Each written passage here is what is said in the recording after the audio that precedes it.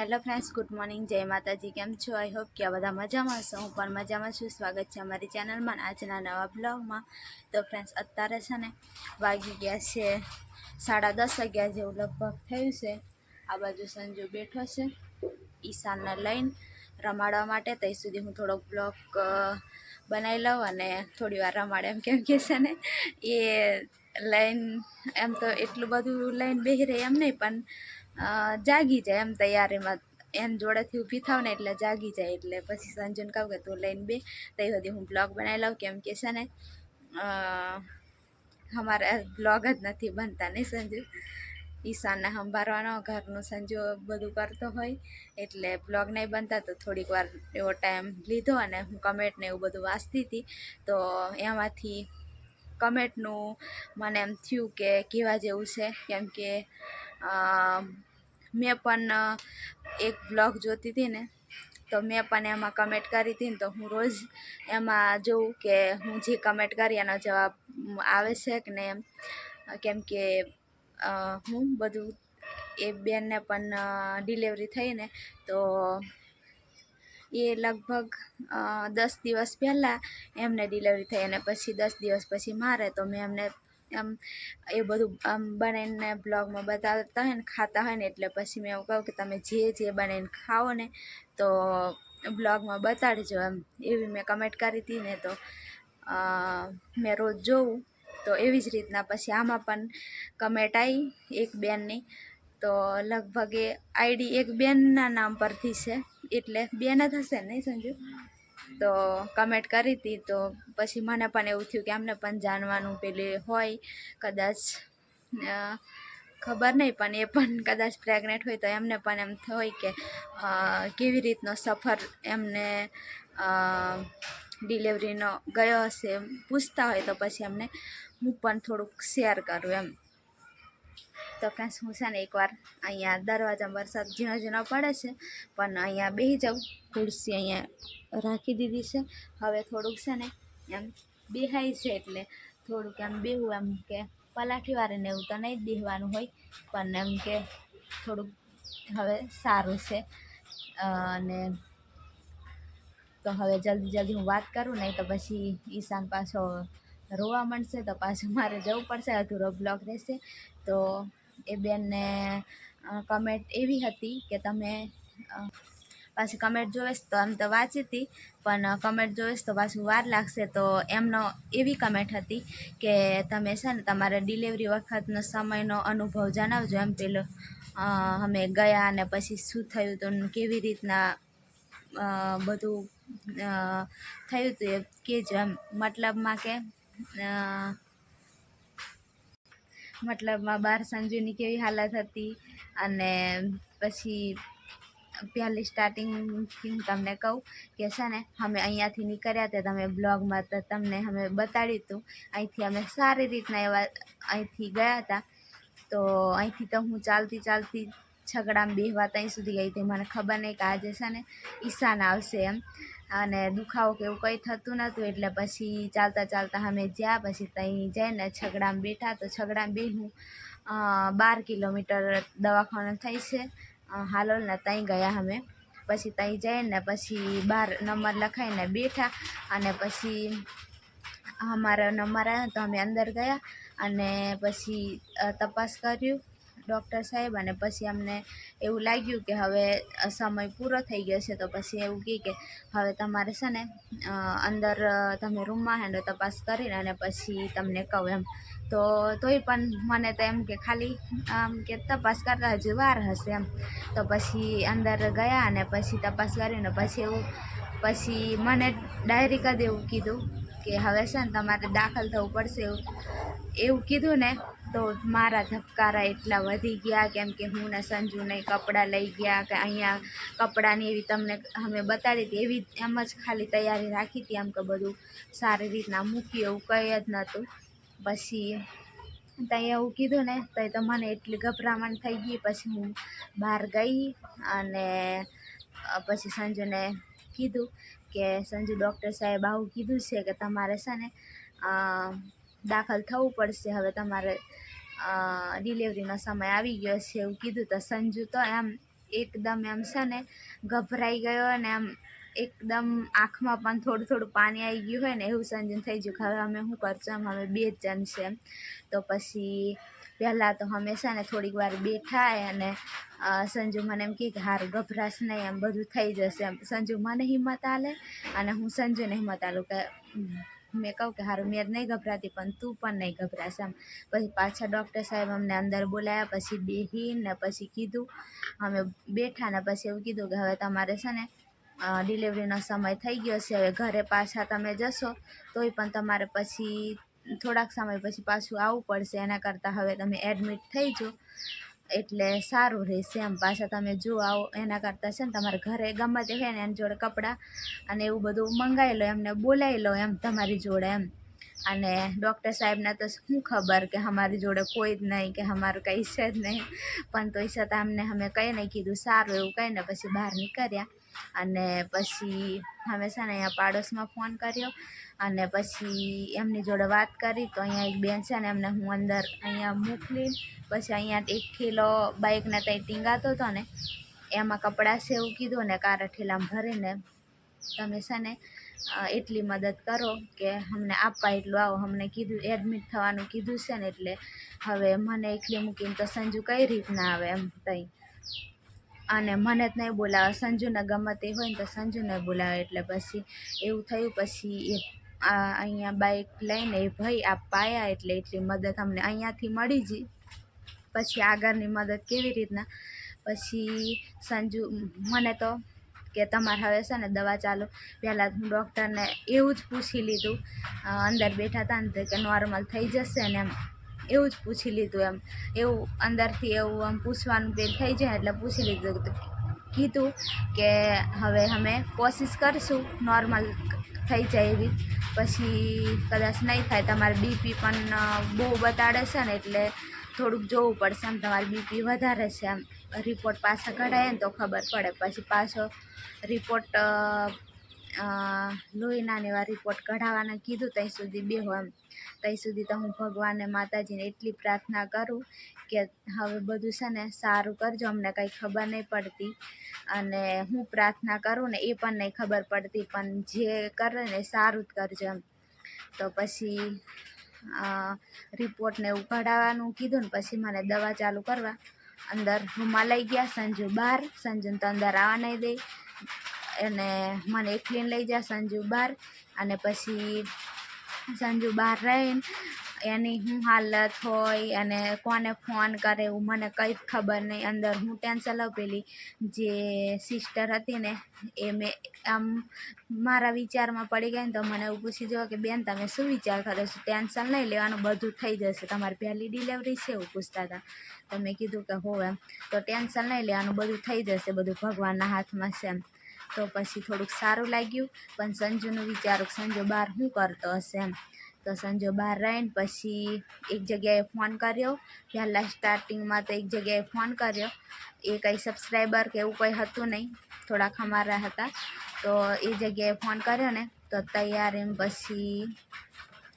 એમ તો નહીં પણ કલાક પછી કે સંજુ 1.5 કલાક પછી એ આવી ગયા.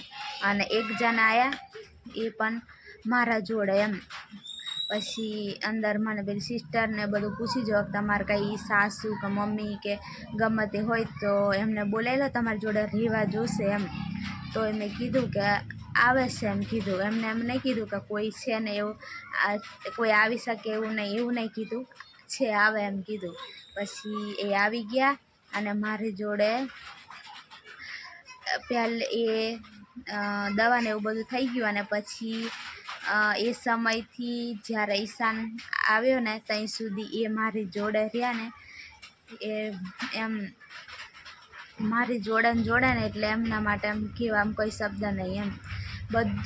બધું પાછળનું બધું ભૂલાવીને પછી એમ નવી શરૂઆત એમને જોડેથી. એટલે છે ને એમને સામે કોઈ દિવસ જિંદગીમાં નહીં ભૂલી શકું.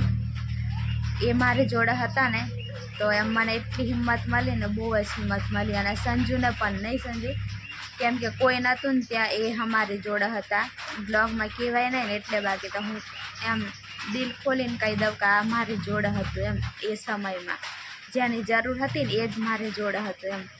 તો સંજુને એ પણ ડરે પણ તોય છતાં સંજુને પણ હિંમત આપે ને મને પણ. અને સંજુ તો બહાર છે ને પછી મને અહીંયા આવી ગયા ને તારે એમ કહેતો હતો કે બહાર મને રોવાઈ પણ ગયું હતું એમ, બધું વિચારીને, કેમ કે એકલો જ બહાર કોઈ એમ બધા છે ને સિસ્ટર ને બધા બહાર જઈને અંદર આવે ને તો એ બધા વાતો કરતા હોય કે આમના ઘરવાળા છે ને એ બહુ જ ગભરાયેલા છે, બહુ જ ટેન્શનમાં છે, એટલે આ બેનને આપણે છે ને નોર્મલ ડિલિવરી કરાવી દઈશું એમ એવું કહે ને તો બધું હું સાંભળું. પણ એમ કે મને પણ પછી દુખાવો થતો હોય એટલે પછી એમ કે એટલું બધું વિચાર નહીં આવે મગજમાં. તો એવી રીતના હતું. અને પછી એ મારી જોડે હતા અને એ સમયમાં કોઈ નહોતું ને ત્યારે એ હતા એમ, એક એમ ભગવાન માતાજીનું રૂપ મારી જોડે આવ્યું એમ. બાકી મેં સપનામાં પણ નહોતું વિચાર્યું કે આ માણસ મારી જોડે રહેવા માટે આવશે એમ, આવી ડિલિવરી વખતે હશે એમ, નહીં સંજુ? ડિલિવરી થતાં લગી હતા પણ એ પણ પાછા ચોરી છુપીએથી આવ્યા હતા ને એટલે પછી એમને પણ પાછું સમયસર ઘરે પહોંચવાનું એવો પાછો પ્રોબ્લેમ હતો. તો એ પાછું ટેન્શન હતું. તો એ પણ એમ કે ચોરી છુપેથી આવ્યા હતા ને એટલે પછી ડિલિવરી થઈને ત્યાં સુધી મારે પછી જતાં એમને પણ આંખમાં આંસુ આવી ગયા, એમને પણ જવાનું મન નહોતું થતું પણ જવું પડે એમ હતું. પછી એ જતા રહ્યા અને તરત પાછા બીજા આવ્યા. એ પણ કંઈ સબસ્ક્રાઈબર કે એવું કંઈ નહોતું પણ અમે એમ કે જોડે ભણતા હતા અને અમારા જોડે હતા ને એ પણ 2 જણ હતા અમારા જેમ જ. અને નાની છોકરી લઈને સંજુ ફોન કર્યો ને કે અમે આવ્યા છે દવાખાને હોસ્પિટલ અને આવી રીતના છે એમ. તો એમને પણ એમ નાની છોકરી છે 11 મહિનાની. તો એ પણ થોડાક દિવસ પહેલાં બીમાર હતી ને તોય છતાં પણ એવી છોકરીને લઈને એ પણ જેવા હતા ને એવા કંઈ તૈયાર કંઈ નહીં થયા અને બીજાની ગાડી લઈને અને એ આવી ગયા. તો પછી એ મારી જોડે આવી ગયા એટલે પછી હા કામ પણ મૂકીને આવ્યા અમારા લીધે અને એમનું પણ નહીં વિચાર્યું, અમારું વિચાર્યું. તો એ આવી ગયા 2 જણ નાની છોકરી લઈને. પછી પેલા જતા રહ્યા અને એ મારી જોડે રહ્યા. પછી આમ કે નાના બાળકોનું દવાખાનું બીજું છે ત્યાં જવાનું, કંઈક વસ્તુ લાવવાની. તો એ પણ બીજાની ગાડી લઈને આવ્યા તો છતાં પણ અમારી મદદમાં એ ગાડી પણ આવી અને એ ભાઈ પણ અમારી મદદમાં આવ્યા. બ્લોગમાં તમે નહીં લીધા, અમને કોઈ દિવસ પણ કદાચ લેવાશે ને તો લઈ લઈશું, અમારી જોડે આ પણ હતા એમ. તો પછી રાત પણ રહ્યા મારી જોડે નાની છોકરી લઈને. અને પછી કેવું થયું હતું હોસ્પિટલમાં કે ઈશાન આવી ગયો અને એવું બધું કમ્પ્લીટ થઈ ગયું. પછી તો એમ કે થોડોક એક રાત વધારે પ્રાઇવેટમાં તો વધારે રાખ્યા નહીં પણ એક રાત રાખ્યા ને તો પેલા ભાઈ અને સંજુને પછી એ કેટલા વાગ્યા લગી 12:30 વાગ્યા લગી અંદર દવાખાનામાં હતા. પછી અમને બોટલ ચડતો હતો ને તો સિસ્ટર આવીને તો પછી એવું કહે કે જેન્ટ્સને અંદર નહીં રહેવાય એમ, તમે જતા રહેજો, લેડીઝ હોય ને એમને જ રહેવાશે એમ. તો પછી પેલા બેન નાની છોકરી લઈને અને ઈશાન નાનો, મારાથી તો ઊભું નહીં થવાય બેડ પરથી. તો પછી કેવી રીતના એમ અમે પછી એ ટેન્શનમાં આવી ગયા. તો થોડીક રિક્વેસ્ટ કરી કે રહેવા દો એમ, અમારી જોડે કોઈ નથી, અમારે આવું છે એમ. તો એ છતાં પણ કહે કે પણ દવાખાનામાં છે ને લેડીઝ જ રહેવાય, જેન્ટ્સને નહીં એમ. તો પછી રાત્રે 1 વાગ્યે એ ભાઈ અને સંજુ 2 બહાર જતા રહ્યા. પછી એટલી રાતે કઈ જાય એમ. તો પછી બસ સ્ટેન્ડમાં જઈને થોડુંક બેઠા પણ ત્યાં મચ્છર એટલા કેળે અને પેલા બેન મારી જોડે એમની છોકરી સંભાળવાની, ઈશાનને સંભાળવાનો. અને પછી કદાચ મારે કંઈક વોશરૂમમાં ને એવું જવું હોય તો મને ઊભી પણ નહીં એમ નાખી થાય તો ઊભું કરવાની, એવી પરિસ્થિતિ આવી ગઈ હતી હોસ્પિટલમાં પણ અમે પછી કીધું નહીં કોઈને. અને પછી એવી રીતના થયું અને પછી અમે ફોન કરીને પછી સંજુને અમને પછી સુશીલાબેન આવી ગયા. રાત્રે એ પાછા ફોન કર્યો હતો એટલે બેસી ગયા હતા એટલે પછી આવી ગયા. તો પછી સંજુને અને એ ભાઈને કીધું કે તમે છે ને ત્યાં ઘરે જતા રહો, ગાડી છે એટલે લઈને જતા રહો અને સવારમાં વહેલા આવજો એમ. તો પણ અમને આવી રીતના કોઈ અમારી જોડે મોટી ઉંમરનું કોઈ નહીં ને અમે બધી એમ કે આવી રીતના નાની બધી એમ એટલી કોઈ ખબર નહીં પડે અને નાના છોકરાને સંભાળવાનું એટલે પછી તો તોય બહાર બેસી રહ્યા, પણ બહાર પછી કેવું કે રસ્તામાં બેઠા હોય, રસ્તાની ત્યાં પછી પોલીસ આવે તો પછી એ તો સમજે નહીં, અને ચોર કે એવું કંઈક સમજીને કદાચ મારે એવું બધું કીધું ને સંજુને, તો પછી સમજ્યા અને પછી અહીંયા આવી ગયા. પછી 2-3 કલાક સૂઈને પાછા સવારમાં તો વહેલા આવી જ ગયા, નહીં સંજુ? એવી રીતના સફર હતો અમારે છે ને. હોસ્પિટલમાં પણ કેટલી મુશ્કેલી આવી, પણ છે ને એવું બધું વધારે પછી યાદ નહીં કરવા થતું, અને પછી કીધું મચ્છર પણ અત્યારથી કરડે છે, તો પછી એવું બધું યાદ પણ નહીં કરવા થતું અને વધારે નહીં કહેવા થતું, એટલે થોડું થોડું તમને કહી દઉં. અને એવી રીતના અમારે અને વરસાદ પણ ચાલુ, અને તે દિવસે ભગવાનને કરવું કે છે ને વરસાદ નહીં હતો, નહીં સંજુ? 2 દિવસ અમારે હોસ્પિટલ જતાં પહેલાં 2 દિવસ તો વરસાદ પડ્યો, અને જ્યારે અમે જ્યાં ને ત્યારે જ વરસાદ નહોતો ને, તો સારું એમ. બાકી તો વરસાદમાં તો કોઈ કેમ કે વરસાદ પડે છે, હવે અમારાથી નહીં અવાય તો અમારું શું થાત. એવી રીતના અમારે છે ને 3નો એહસાન જિંદગીભર નહીં ભૂલાય, કેમ કે જે હોસ્પિટલનું પગથિયું આપણા માટે ચડ્યા હોય ને એમનો એહસાન કોઈ દિવસ નહીં ભૂલાય, નહીં સંજુ? એટલે છે ને, અને મારી જોડે ડિલિવરી વખત હતા ને એમનો તો હું છેલ્લા શ્વાસ સુધી જે એમ ઈશાનને જોઈશ ને એટલે મને એ જ યાદ આવી જશે, અને 2-3 દિવસ સુધી તો મને ઊંઘું ને તો એ જ યાદ આવી જાય કે મેં આવું વિચાર્યું નહોતું ને એ મારી જોડે હતું એ સમયમાં એમ. અને છે ને જાગી ગયો તો પણ સંજુ છે ને હલાઈને સુડાવી દીધો, સારું થયું એ. અને એમ કે એટલી બધી ડરવાની એમ કે થોડીક હવે તો જે એમ કે અંદરની વસ્તુ તો નહીં કહેવાય ડિલિવરી કે આમ એવું તો નહીં કહેવાય હવે બ્લોગમાં, એટલે એટલું બધું નહીં, પણ ખાલી આવી રીતનો સફર હતો ને એવું હું કીધું. પણ એટલું બધું એમ કે ડરવાની જરૂર નહીં. અને મને છે ને એ સિસ્ટર હતી ને સંજુ, એ જ મને એટલી બધી હિંમત દવાખાનાની અંદર તો સિસ્ટરો તો હિંમત આપે જ, પણ તોય છતાં પણ મેં એટલું વિચાર્યું નહોતું ને એટલી મને હિંમત આપી હતો કે પછી ડરી જાય એમ, એટલામાં હિંમત આપે. અને મને સ્ટાર્ટિંગથી એવું જ કીધું હતું પહેલાંથી કે તમને છે ને અમે નોર્મલ ડિલિવરી કરાવી દઈશું, તમે ટેન્શન નહીં લેશો એમ. કેમ કે મારા ચહેરા જોઈને સંજુને જોઈને છે ને બધા જ એમ હોસ્પિટલમાં વિચાર કરે એમ કે આમની જોડે કોઈ નહીં, અને આમને આવું કીધું છે તો બીજા બધા તપાસ કરાવવા માટે આવ્યા હતા ને બીજી બધી લેડીઝો એ પણ એ અમારી બાજુ જોવે ને તો પછી એવું કે તમને એડમિટ થવાનું કીધું, તમને દાખલ થવા કીધું એમ, તો ટેન્શન નહીં લેશો એમ. કેમ કે અમે 2 રોવા જેવા થઈ ગયેલા ને સંજુ, કેમ કે અમારે એમ કે હવે શું થશે એમ, કોઈ છે જ નહીં, કોણ આવશે એવું વિચાર હતો. પણ ભગવાન છે ને કંઈક ને કંઈક મેળવી આપે, નહીં સંજુ? એટલા માટે આ બેનો જે વિડીયો જોતી હોય ને એટલે ડરવાનું નહીં. ભગવાન છે ને આપણને બધું એમ વિચારીને જ આપણને આપતો હોય ને એટલે બધું સારું કરી દે. થોડીક તકલીફ તો થાય હાવ કેમ કે હાવ હેલું જ નહીં, થોડીક તો તકલીફ થાય, પણ છે ને સારું પછી આમ આપણને ખુશી મળી જાય ને બાળકની, એટલે બધું દુઃખ દર્દ બધું ભૂલી જવાય. બસ હવે અહીંયા સુધી રાખીએ બ્લોગ ને.